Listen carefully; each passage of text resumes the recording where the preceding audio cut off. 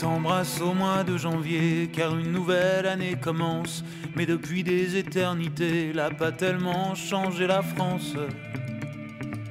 Passent les jours et les semaines, y a que le décor qui évolue.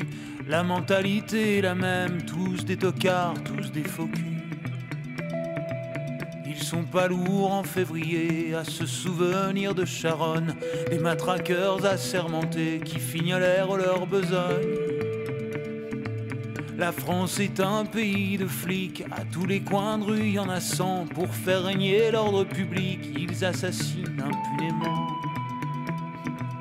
Quand on exécute au mois de mars, de l'autre côté des Pyrénées, un anarchiste du Pays Basque pour lui apprendre à se révolter.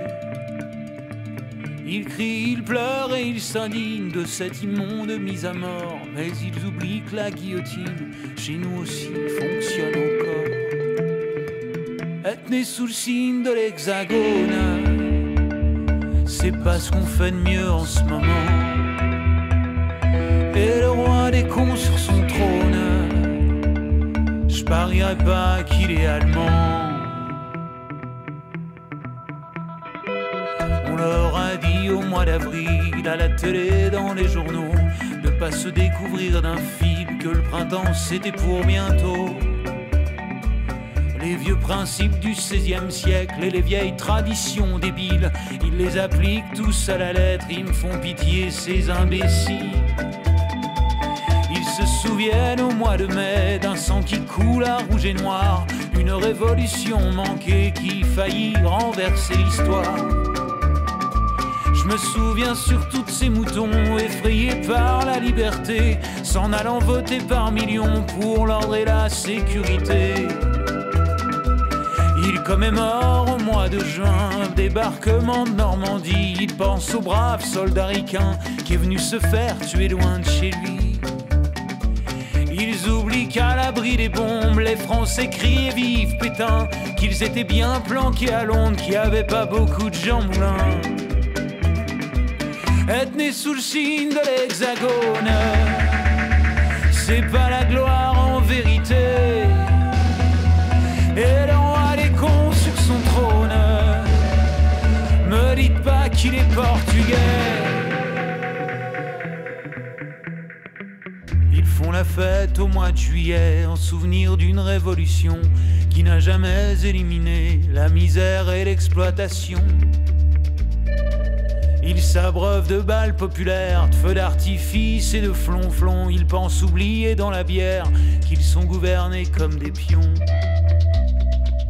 Au mois d'août, c'est la liberté. Après une longue année d'usine, ils crient vive les congés payés. Ils oublient un peu la machine.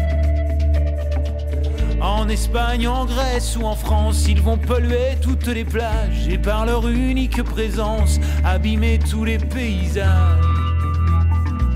Lorsqu'en septembre on assassine un peuple et une liberté, au cœur de l'Amérique latine, ils sont pas nombreux à gueuler.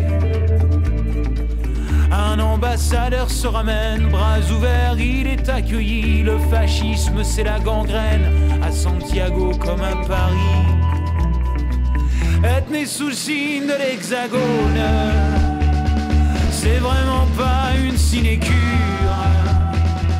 Et le roi des cons sur son trône, il est français, ça j'en suis sûr.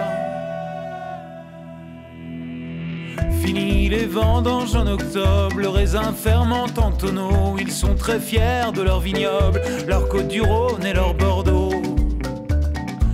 Ils exportent le sang de la terre un peu partout à l'étranger. Leur pinard et leur camembert, c'est leur seule gloire assez tarée. En novembre au salon de l'auto, ils vont admirer par milliers le dernier modèle de chez Peugeot qui pourront jamais se payer. La bagnole, la télé, le tiercé, c'est l'opium du peuple de France. Lui supprimer, c'est le tuer, c'est une drogue à accoutumance. En décembre, c'est l'apothéose, la grande bouffe et les petits cadeaux. Ils sont toujours aussi moroses, mais il y a de la joie dans les ghettos. La terre peut s'arrêter de tourner, ils rateront pas leur réveillon. Moi je voudrais tous les voir crever, étouffés de dinde au marron. Être né sous le signe de l'hexagone, on peut pas dire que ça soit pendant. Si le roi des compères dès son trône, il y aurait 50 millions de prétendants.